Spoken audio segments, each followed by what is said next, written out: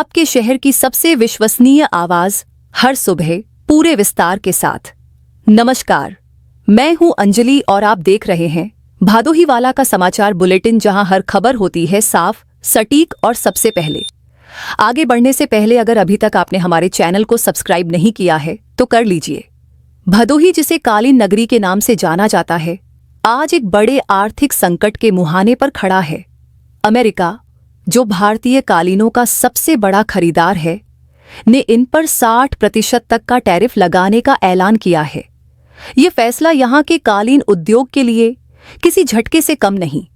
भदोही मिर्जापुर क्षेत्र में कालीन उद्योग से सीधे तौर पर करीब 30 लाख श्रमिक और परोक्ष रूप से लाखों अन्य लोग जुड़े हैं।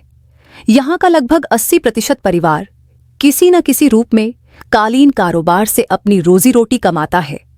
उद्योगपतियों का कहना है कि इस टैरिफ से अमेरिका में भारतीय कालीन महंगे हो जाएंगे, जिससे उनकी मांग घट सकती है। इसका सीधा असर उत्पादन पर पड़ेगा और मजदूरों के रोजगार पर संकट मंडराएगा। भदोही का कालीन उद्योग 17,000 करोड़ रुपए का है, जिसमें से करीब 6,000 करोड़ का कारोबार अकेले भदोही मिर्जापुर से होता है। अगर यह कारोबार प्रभावित हुआ तो यहां की अर्थव्यवस्था पर गहरा असर पड़ेगा। ये उद्योग 20 अलग अलग चरणों से गुजरकर एक कालीन तैयार करता है। धागे की तैयारी, रंगाई, बुनाई, डिजाइन, फिनिशिंग, वॉशिंग और पैकिंग तक। इन चरणों में बड़ी संख्या में महिलाएं भी काम करती हैं। स्थानीय महिलाओं का कहना है कि यह काम न सिर्फ उनके परिवार की आर्थिक रीढ़ है, बल्कि उनके आत्मनिर्भर बनने का साधन भी है।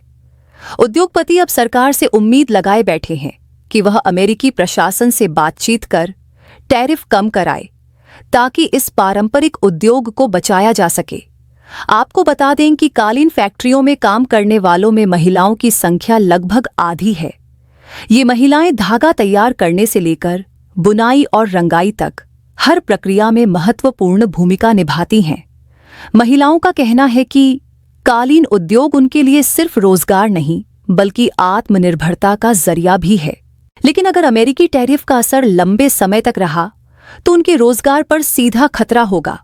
अब चलते हैं दूसरी बड़ी खबर की ओर, जो बाढ़ से जुड़ी हुई है। गंगा का जलस्तर तो घट रहा है, लेकिन कटान बड़ी समस्या बन गई है। सीतामढ़ी घाट क्षेत्र में गंगा का जलस्तर कम होते ही नदी के किनारे कटान तेज हो गया है। महज 2 दिनों में 8 मीटर चौड़ा खेत पानी में समा गया। गुरुवार तक जलस्तर 2 मीटर घट चुका था, लेकिन कटान की रफ्तार थमी नहीं। ग्रामीणों ने बताया कि यह स्थिति हर साल आती है, लेकिन स्थायी समाधान नहीं हो पाता। कटान से सिर्फ खेत ही नहीं, घर और बाग बगीचे भी खतरे में हैं। गांव के बुजुर्गों का कहना है कि अगर पक्का बांध और सुरक्षात्मक तटबंध नहीं बनाए गए तो आने वाले वर्षों में कई गांव पूरी तरह नदी में समा जाएंगे।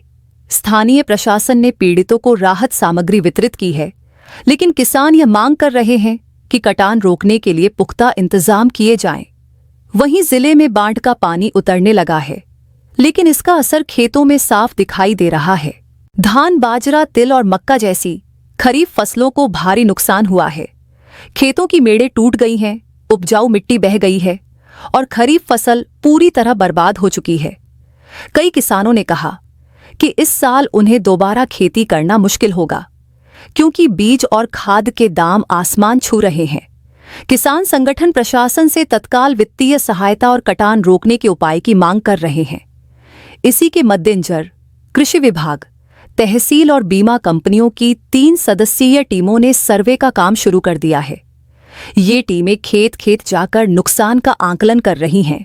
प्रशासन ने कहा है कि यह सर्वे 3 दिन में पूरा हो जाएगा और रिपोर्ट आने के बाद प्रभावित किसानों को मुआवजा दिया जाएगा। लेकिन किसानों की चिंताएं इससे कहीं बड़ी हैं। उनका कहना है कि बाढ़ के कारण खेतों में पानी और कीचड़ जमा है, जिससे रब्बी सीजन की बुवाई भी प्रभावित होगी। इसके अलावा बीज और खाद की लागत बढ़ जाने से खेती का खर्च और बढ़ जाएगा। कई किसानों ने तो यहां तक कहा है कि अगर समय रहते मदद नहीं मिली तो उन्हें कर्ज लेकर खेत में काम करना पड़ेगा। अब खबर स्वास्थ्य से जुड़ी हुई। जिले का स्वास्थ्य महकमा गुरुवार को भी सक्रिय रहा। जिले में बिना पंजीकरण और मानकों के उल्लंघन करते हुए चल रहे 176 क्लिनिकों को स्वास्थ्य विभाग ने नोटिस जारी किया है। इनमें से कई क्लिनिकों में योग्य डॉक्टर मौजूद नहीं हैं और वे नर्सिंग होम के अस्थायी लाइसेंस के सहारे चल रहे हैं। स्वास्थ्य विभाग ने चेतावनी दी है कि जो क्लिनिक नियमों के अनुसार संचालित नहीं पाए गए, उन्हें सील कर दिया जाएगा। ये कार्रवाई अचानक नहीं, बल्कि लंबे समय से मिल रही शिकायतों के बाद शुरू की गई है। स्थानीय लोगों का कहना है कि ऐसे क्लिनिक मरीजों की जान से खिलवाड़ कर रहे हैं और इन पर सख्त कार्रवाई जरूरी है। वहीं दूसरी ओर सुरियावा बाजार में खाद्य सुरक्षा एवं औषधि प्रशासन विभाग ने गुरुवार को बड़ी कार्रवाई की। टीम ने एक मेडिकल स्टोर से नशे के रूप में इस्तेमाल होने वाली दवाएं और एंटीबायोटिक मेडिसिन के सैंपल लिए। ये दवाएं बिना प्रिस्क्रिप्शन के बेची जा रही थीं, जो नियम के खिलाफ है। सैंपल को जांच के लिए लैब भेजा गया है और रिपोर्ट आने के बाद स्टोर मालिक के खिलाफ कार्रवाई की जाएगी। स्थानीय लोगों ने इस कार्रवाई की सराहना करते हुए कहा कि बिना पर्ची के दवाओं की बिक्री युवाओं में नशे की लत बढ़ा रही है। वहीं मेडिकल स्टोर मालिक का कहना है कि वह पूरी तरह नियमों का पालन करता है और अगर कोई गलती हुई है तो वह सुधार करेगा। स्वास्थ्य के क्षेत्र से ही जुड़ी एक और खबर पर नजर, लेकिन से खबर सकारात्मक है। सांसद डॉ. विनोद कुमार बिंद ने लोकसभा में भदोही में ईएसआईसी अस्पताल निर्माण की मांग रखी। उन्होंने कहा कि जिले के लाखों कालीन श्रमिकों और उनके परिवारों को बेहतर इलाज के लिए दूर दराज के शहरों में नहीं जाना चाहिए। सांसद ने श्रम मंत्री से आग्रह किया कि जल्द से जल्द इस अस्पताल का निर्माण कराया जाए। इसके साथ ही लश्करगंज में सेतु और 4 लेन सड़क निर्माण का प्रस्ताव भी रखा गया है, जिससे परिवहन और व्यापार को बढ़ावा मिलेगा। तो ये थी आज की मुख्य खबरें। हर पहलू पर नजर डालती हमारी विशेष पेशकश।